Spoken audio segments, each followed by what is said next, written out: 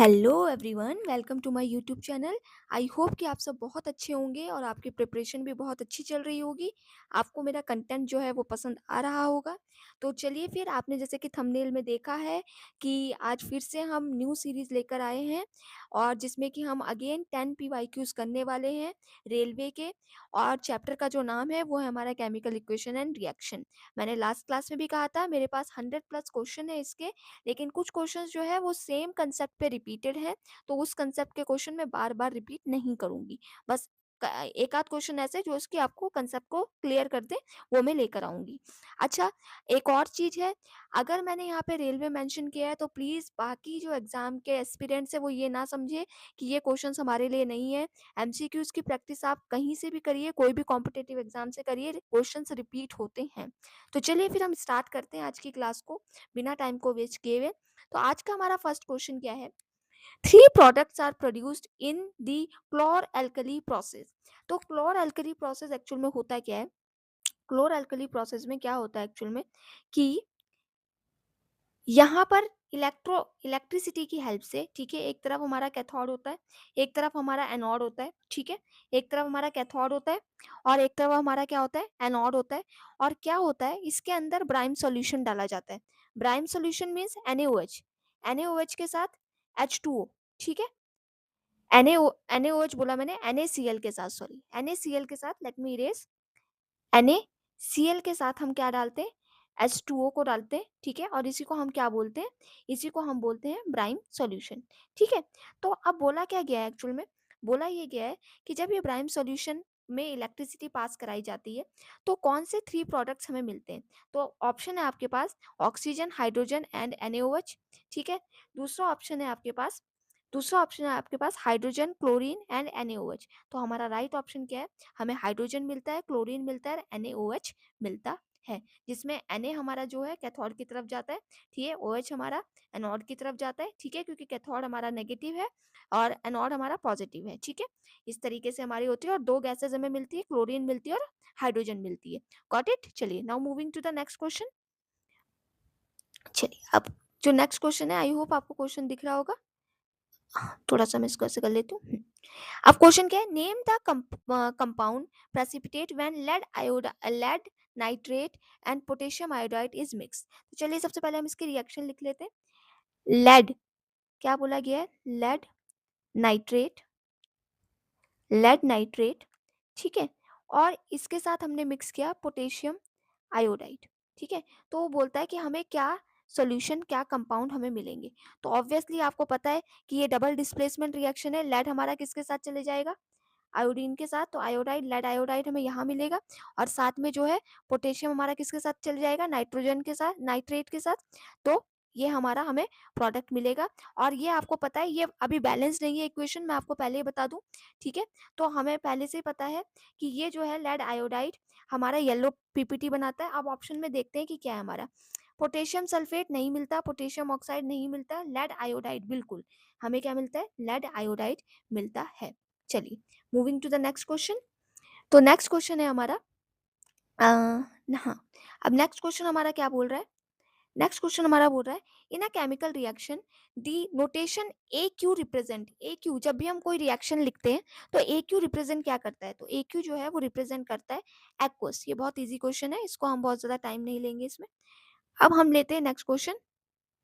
Next question क्या है हमारा, विच metal is extracted only by electrical decomposition. अब देखिए, मैं आपको बता दूं, यहाँ पे मैं एक सीरीज लिखने वाली हूँ जो रिएक्टिविटी सीरीज है। वो क्या है हमारी, केदारनाथ का माली, ये क्या बोलते हैं, निमोनिक है ना। आलू जरा, ठीक है, फीके, पहले फीके पकाता है, कौन है, आगे आओ, ठीक है। तो ये हमारी रिएक्टिविटी सीरीज है, ठीक है।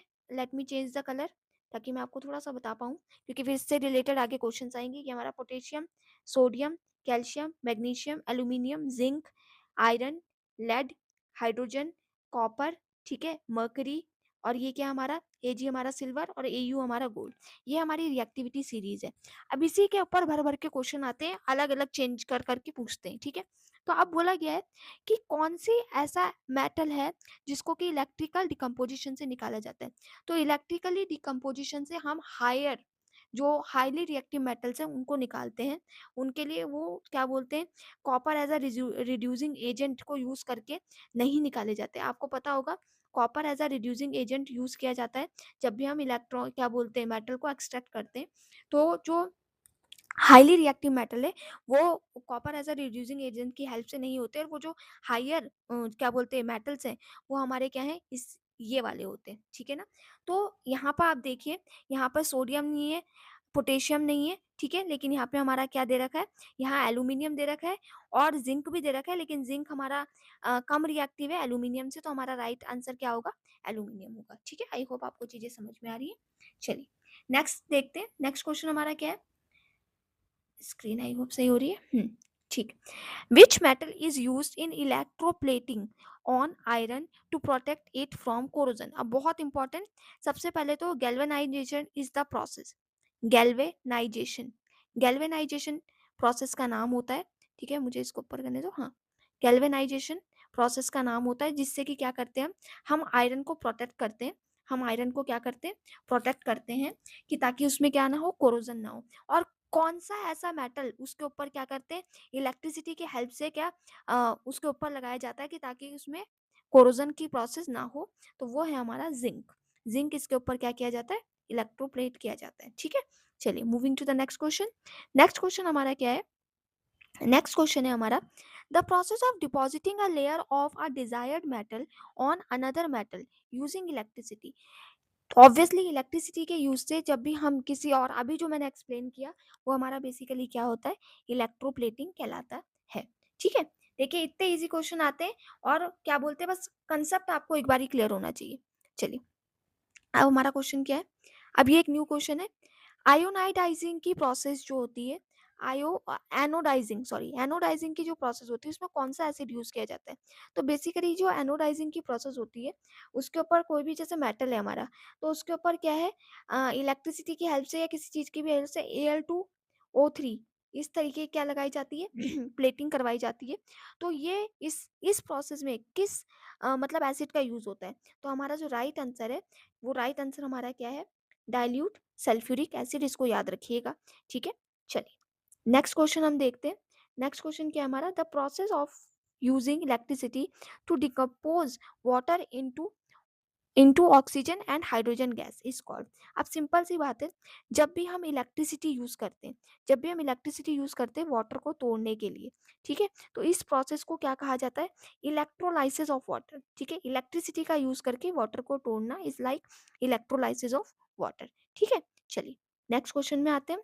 नेक्स्ट क्वेश्चन हमारा क्या है, फिर से क्लोर एल्कली का है।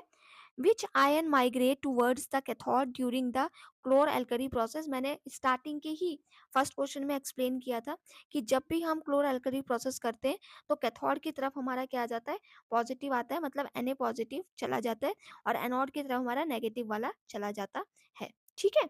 चलिए अब आज की क्लास का हमारा लास्ट क्वेश्चन जो है मोस्ट इंपॉर्टेंट है, और ये हमारी रिएक्टिविटी सीरीज का ही है। अब देखिए मैं बहुत आराम से आपको ये चीज एक्सप्लेन कर रही हूँ, बहुत ध्यान से सुनिएगा।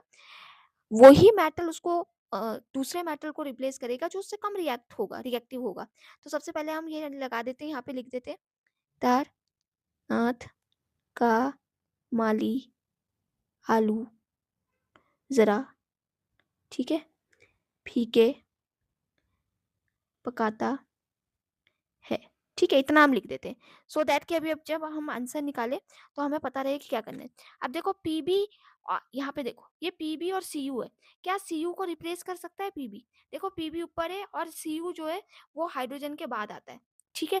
तो ऑब्वियसली हाइड्रोजन के बाद आता है, और कॉपर जो है वो पीबी के, वो कॉपर जो है पीबी के नीचे, लेड के नीचे, मतलब लेड ज्यादा रिएक्टिव है। तो ऑब्वियसली ये तो बिल्कुल भी पॉसिबल नहीं है।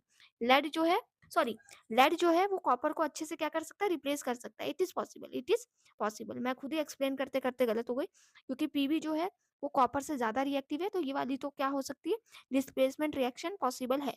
कौन सी नहीं है हमें बताना है, ठीक है। अच्छा अब ये देखो, सीयू पीबी को रिप्लेस कर सकता है? नहीं कर सकता। आंसर तो हमारा आ गया, ये नहीं कर सकता क्योंकि कॉपर जो है वो लेस रिएक्टिव है पीबी से। अब नीचे वाली देखो, एफई जो है सीयू को रिप्लेस कर सकता है? बिल्कुल कर सकता है। एफई जो है वो यहाँ लाई करता है, सीयू यहाँ लाई करता है, ठीक है ना? तो आप देख सकते हैं एफई ज़्यादा रिएक्टिव है कॉपर से, तो ऑब्वियसली ये भी मतलब रिप्लेस डिस्प्लेस कर सकता है इसे। क्या ज़िंक कॉपर को कर सकता है? ऑब्वियसली ज़िंक तो बहुत ज़्यादा रिएक्टिव है कॉपर से, तो ये भी कर सकता है। तीनों के तीनों जो रिएक्शंस हैं, वो आराम से क्या कर सकती है, आपके मेटल को डिस्प्लेस कर सकती है। लेकिन जो हमारा बी वाला जो आंसर है, मैं एक बार इसको अच्छे से क्या कर देती हूँ, टिक कर देती हूँ। जो हमारी बी वाली रिएक्शन है, जहाँ पे कॉपर जो है वो लेड को रिप्लेस नहीं कर सकता, क्योंकि कॉपर जो है वो लेड से कम लेस रिएक्टिव है, ठीक है? तो आज की क्लास में हमने ये 10 क्वेश्चंस किए हैं और मैंने कुछ कंसेप्ट्स भी आपको समझाए हैं। आई होप आपको कंसेप्ट अच्छे समझ में आ रहे हैं। क्वेश्चंस अच्छे लग रहे हैं तो लाइक, सब्सक्राइब एंड शेयर करना ना भूलेंगे। तो मिलते हैं फिर नेक्स्ट सेशन में। तब तक के लिए बाय बाय, पढ़ते रहिए।